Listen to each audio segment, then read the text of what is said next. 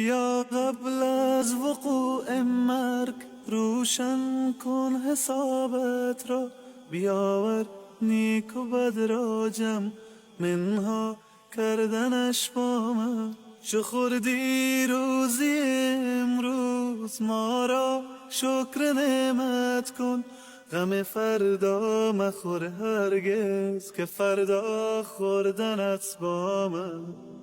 به قرآن آیه رحمت فراوان است ای انسان، بخوان این آیه را تفسیر و معنا کردنش با من.